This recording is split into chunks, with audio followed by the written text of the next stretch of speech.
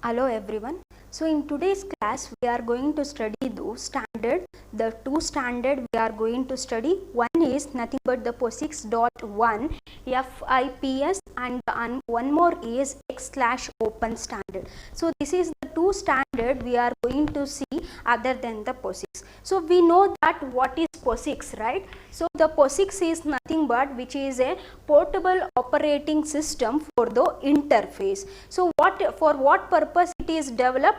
To provide interface between the different types of the Unix operating system. So the POSIX came into exist, which provide a standard API for all the Unix versions, right? So now POSIX.1, POSIX.1b, POSIX.1c are the different versions of the POSIX, right? So the POSIX.1, so it is going to support for the basic operating system, right? So the last class we are seeing what is POSIX.1.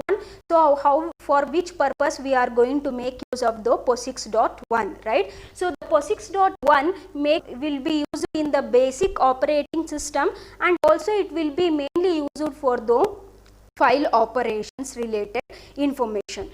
Now the POSIX.1 is going to introduce a standard. So now what is that standard? So that standard will be given for the user. Now the user is going to follow that standard and he is going to make use of that APIs and he is going to develop his own application.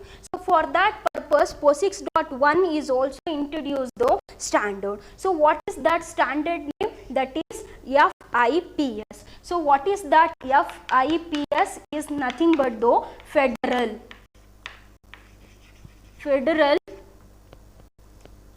Federal Information Processing Standard.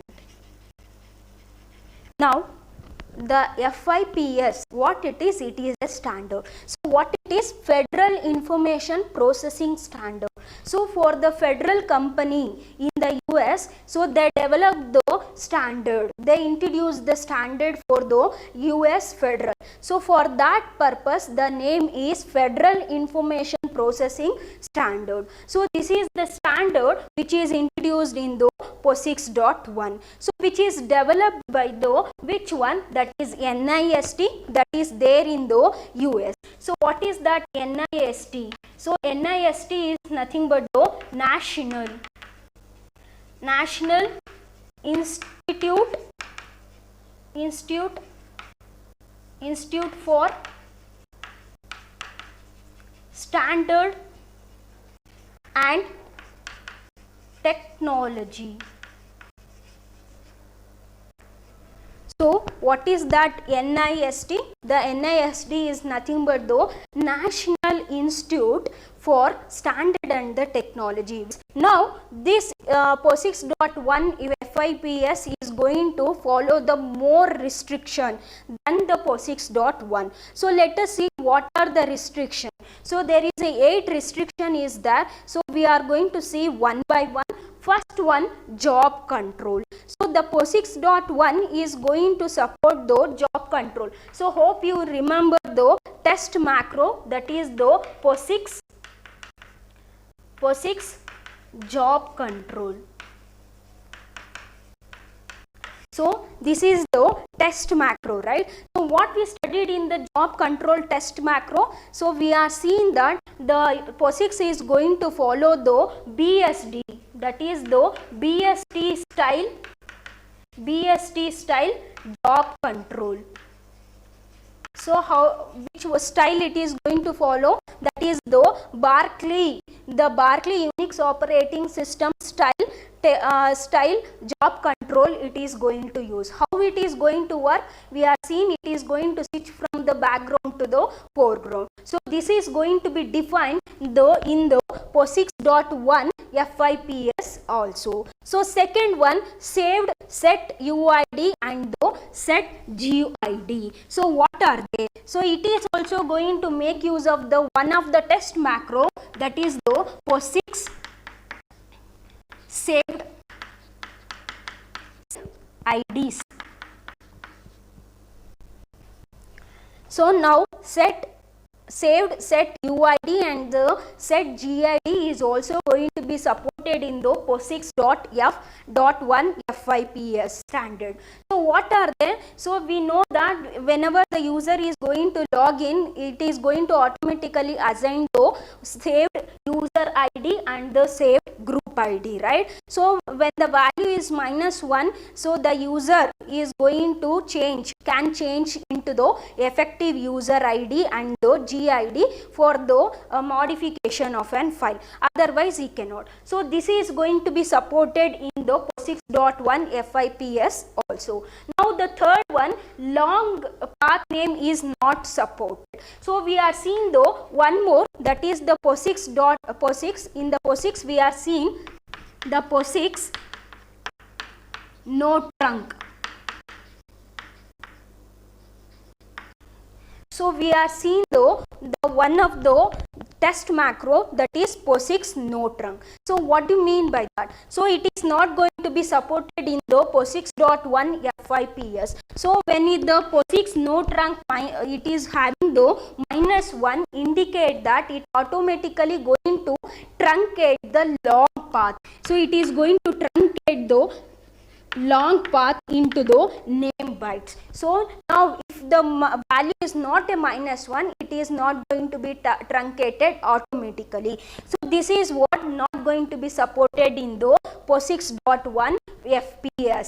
So now the next one, the next test macro it is going to be defined is POSIX ch1 restricted. So we know that we can change the ownership of the file, right? So when the value is -1, if the value is -1, any user can become any user can access that one and any user can change the ownership, right? So when it is the -1, so if the value is not -1, so if the value is not -1, then only the special user, only special user, that we are going to call it as a super user. So the super user can going to change the ownership of the file.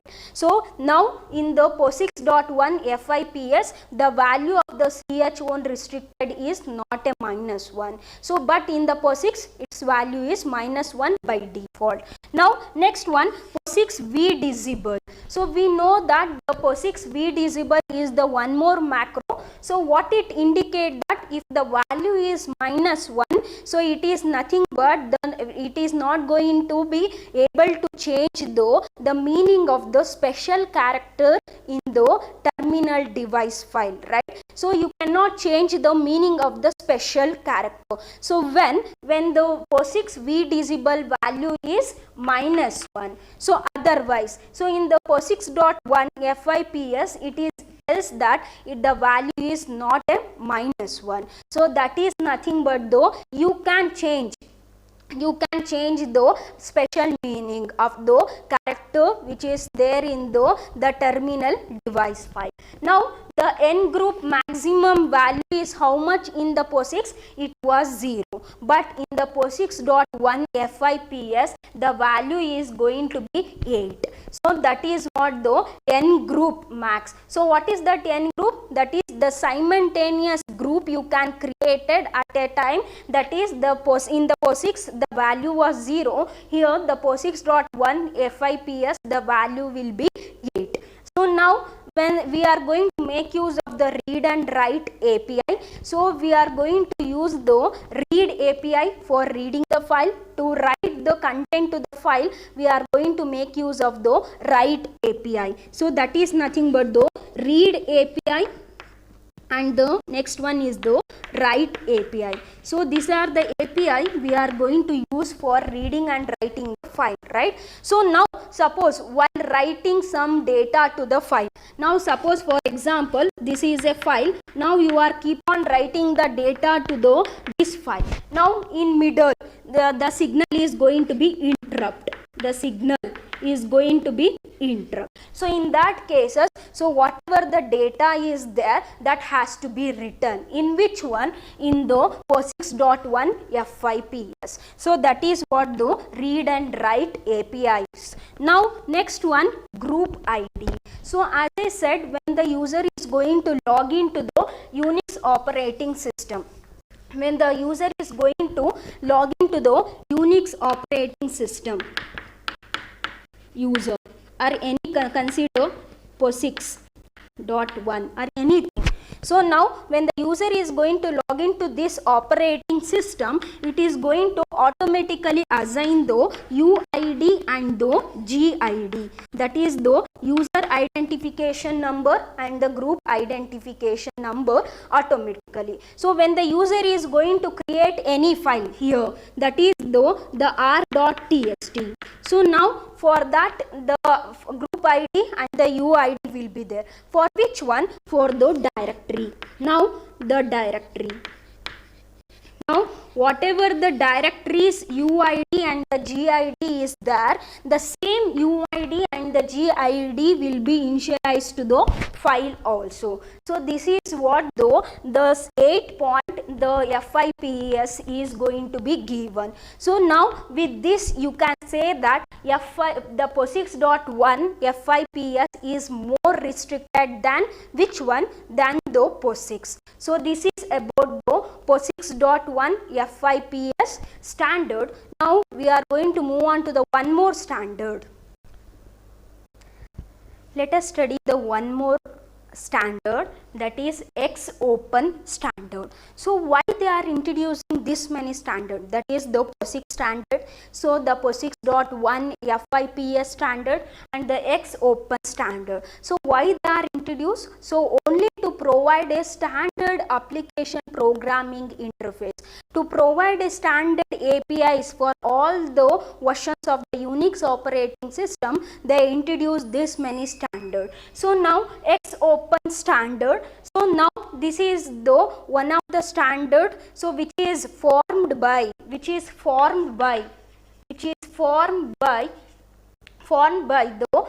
European companies. So the European companies, they group together and they form the XOpen standard. So for which purpose? To provide a common interfaces, to provide a common operating system interfaces among all the operating system, they are introduced the XOpen standard. Now for what purpose they are introduced? To provide interfaces, right, among the operating system. So now this XOpen standard introduce the guideline. So what that guideline is? Nothing but that is the XOpen portability guide. So that we are going to call it as a XPG. So in the year 1994 they introduced these guidelines. Now that guidelines will be given to all the user who are present in the European company. They make use of these guidelines to work with the XOpen standard. Now what it is going to provide? Which is going to provide these guidelines, what it contains? It contains all the functionality of the C and as well as the C application programming interfaces for all the Unix system. So which is going to provide the information about what are the C function it is going to provide, what are the facilities is there in the C programming, and what are the application programming interfaces we are going to use in the C. So that is given as a guideline to the user to work with the XOpen standard. So now after that in the 1993, so other than this, in the 1993, the one more vendors, that is nothing but all the vendors, they group together and they are introduced one more common operating system. So what you are going to call it as that is nothing but the COSE. So what is that COSE? It is nothing but the common open software environment. environment. So in the 1993, all the group of computer vendors, they introduced the common operating system, that is the common software environment they are introduced, that we are going to call it as a COSC. Now this COSC is going to be used. So for what purpose? To provide a single programming interfaces. To provide a single programming interface specification, they introduced this one. So that specification, what we are going to call it as a, that is the X/Open CAE. So that is X/Open CAE. So what is that CAE? So the CAE is nothing but the common application environment. So the common application environment. So now the specification they are introduced in the year 1993, that is nothing but the X/Open CAE. So which is going to be used for the common programming language, that is the COSC, that is the common open software environment. That is nothing but anybody can access this standard and they are going to work with this standard. So this is what the X/Open standard. So now let us see how the POSIX and the Unix is going to support the application program interfaces. Let us study the Unix and the POSIX APIs. So now we come across what is Unix operating system. So what is POSIX operating system? So now in this chapter we are going to study the information about the APIs, that is the application program. That is what it is. It is a application program interface. So now we are going to study what are the application programming interface the Unix and the POSIX operating system is going to support. So what is the restriction is there? So what are the error we are going to get while making use of the APIs? All that information we are going to study one by one. So now before going to that, let us see what is that API indicate. So what is that API? API is nothing but the application programming interfaces. So whom they are going to make use? It is going to be used by the user program, right? So these APIs will be made use in the user program. So for what purpose we require the API? To access the system information, to access the system information or to perform the system specific operation we require the APIs. So in the single word we can say that API is a application programming interface which is going to be make use in the user program. For what purpose? To make use of the system specific operation. To perform the system specific operation, we are going to make use of the APIs in our program. So that is nothing but the API. Now how this API is going to be used in the Unix operating system? So we know that in the beginning we are studied that what is kernel, right? The kernel is the core of the Unix operating system, that is going to manage all the file processing, all that operation it is going to manage, right? So now we are having the two important mode. One is user mode and the another one is a kernel mode. Now the user mode, suppose for example the user mode they are going to execute some API, that is system related APIs they are going to execute. So now what happens? The control will be given to which one? That is the kernel mode. So when the user enters the API, the control will give us to the kernel mode.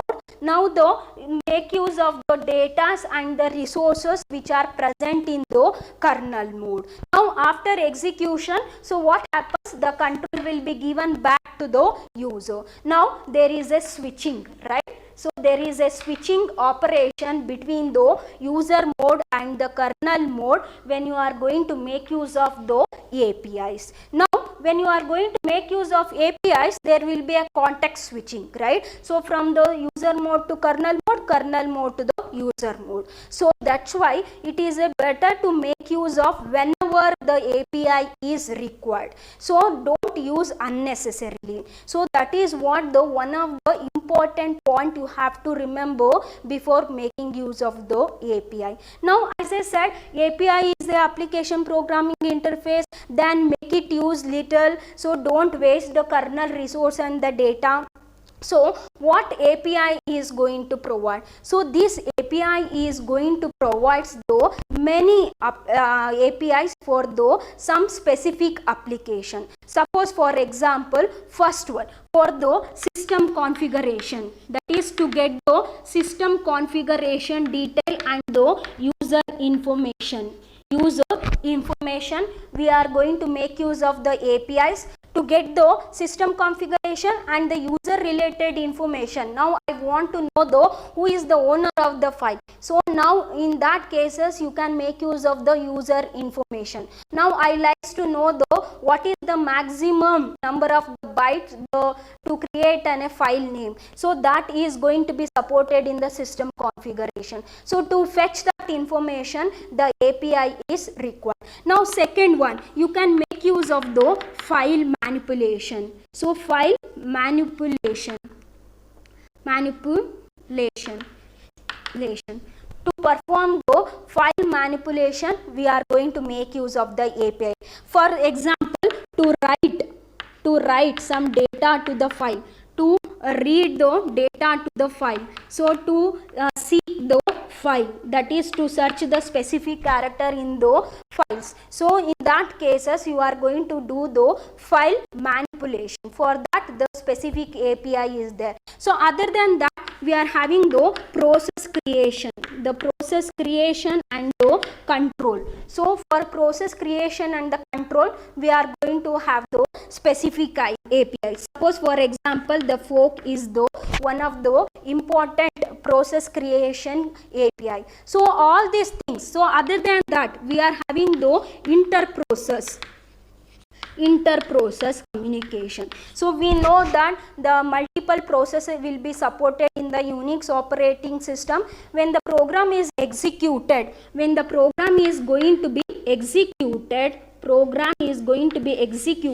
so there will be plenty of the process, that is P1, P2, likewise P3. So this is nothing but the process, right? So there will be plenty of process it is going to create while executing the program under execution, to provide a communication among this process. So you can share the message, you can share the memory, so you can make use of the semaphore. So all this operation you can perform for while communicating with this process, that we are going to call it as an inter-process. So for that there will be a specific applications. Now suppose a last one is nothing but the network related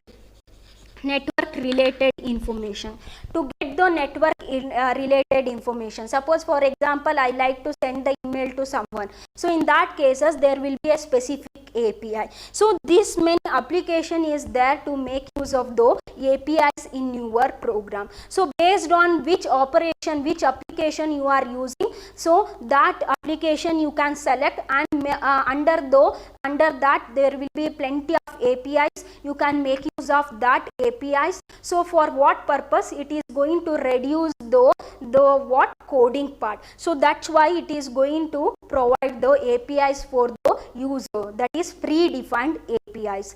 So now this is about what? This is about the APIs, right? So how the user mode, kernel mode, what are the application it is going to support. Now POSIX APIs. So what is the POSIX APIs? The POSIX APIs which is derived from the Unix APIs. As we know that to provide interface among the different versions of the Unix, we are introduced the POSIX, right? So now this POSIX API APIs is also derived from which one? From the Unix operating system. So now other than that Unix operating system APIs, so it has its own API. So what are they? Suppose for example inter-process communication, so that will be going to be supported in the POSIX API also. So the inter-process, as I said, it is going to send the messages, or it is going to share the memory, or it is going to make use of the semaphore. So in that cases it has its own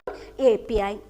So to include these APIs, so what we required, we already studied that the two important header is required. In which one? In the POSIX operating system.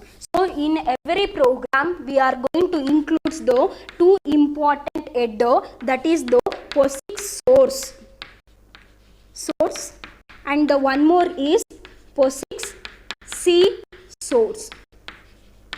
So these are the header, right? So this is nothing but the version, that is the value we are going to give. So now these are the two headers we have to include in our program. For what purpose? To include the POSIX API in our program. So this is about the POSIX API. Now let us see though what are the APIs and how the POSIX environment is going to support that APIs. Let us see though the last topic in this module, that is the first module, the Unix POSIX development environment. So how the Unix and POSIX development environment is going to support the APIs. So we know that for including any APIs we requires the one header, right? So that header we are going to call it as a unistd.h. So that is what we are seeing in the earlier. So now other than that we also seen the one more important statement, that is P error. So suppose for example any API you can use, that is the open API. So in that cases, so whenever the open API is not going to work, so in that cases you can display the diagnostic error messages by using the P error.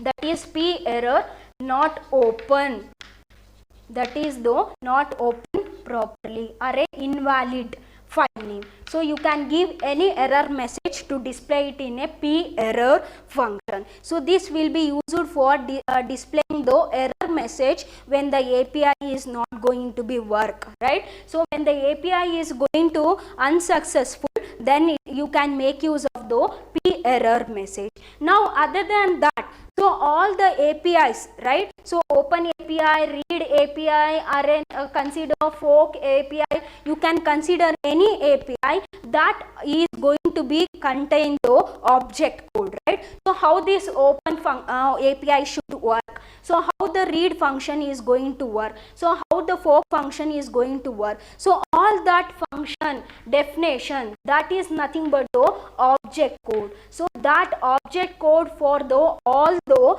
APIs will be stored in a two important library in the POSIX, that is nothing but the libc.a and the one more is libc.so. So these are the two libraries where we are going to get the object code for all the APIs which is supported in the Unix as well as the POSIX operating system. Now what is the API common characteristics? So we are having the four important common characteristics among all the APIs. So we know that API is application programming interfaces. Now if you are going to use any API, it is going to return the integer value. So this is the integer value it is going to return. Suppose for example open system call. So now open is a API. Now when you are going to use this one, either it is going to return the pointer or it is going to return the what? -1 when it is a unsuccessful. Most of the APIs is going to return the -1 value when there is a failure. So when there is a failure in the API, the -1 value it is going to return, that is the integer value. Now other than that, although whatever the error it is going to give, that error will be stored it in where, in the one more important header, that is error number dot h. So this is the header which is going to hold the error number. So whatever the number, whatever the value it is going to return, so for every API it is returns the integer value, that value is going to be stored it in a error number dot h. So whatever the value, that value you can refer it in the this header file. Now you will get to know what error it is. Now p error function, as I said, the p error function you can make use for all the APIs. So if any error is occurred while executing the API, so you can make use of the p error function to display the error message. Now last one, same as p error, you can make use of the str error. So this is the one more function we are going to use. For what purpose? To display the error message. So where the error message it is going to display, it is going to be displayed in the log file. So that we are going to call it as a error log file. So str error is going to display the error message, it is redirect the error into the log file. But p error function, it is going to redirect the error into the standard output. So this is what the two different between the p error and the str error. So these are the common characteristics that is going to be supported both the Unix as well as the POSIX. Now this error number, as I said, there will be plenty of error it is going to give. So what are that error? We are going to list it out. As I said, it is going to give that is error number dot h is going to give the many errors, right? So these are the few error status code as well as its meaning. So now e axis. So what is that e axis? E indicate that it is an error. So now the process does not have the access permission. So does not have the access permission for any file. So in that cases, it is going to give the e-axis error. Now suppose for example EPRM, that is nothing but the error permission. Now the process does not have the permission, that is the permission is nothing but it does not have the super user privileges. So in that cases, it is going to return EPRM. So now no ENT, that is indicate that no, not a valid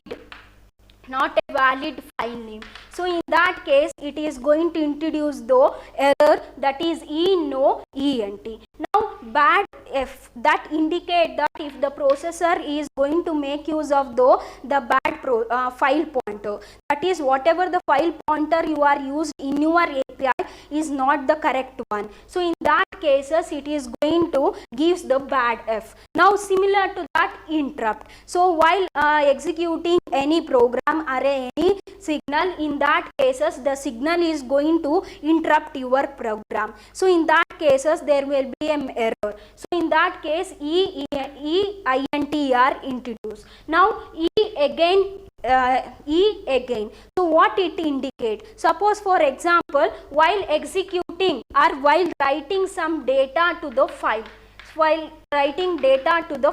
so in that cases, so some output device you require. So in that cases, you are going to suspend that process, and again you are going to come back to access to write the content to the file. So in that cases, you can make use of the E again. Now E no memory, that is if though it does not have the enough memory. So in that cases, it is going to give the E no memory. So while executing IO operation, so it may cause the input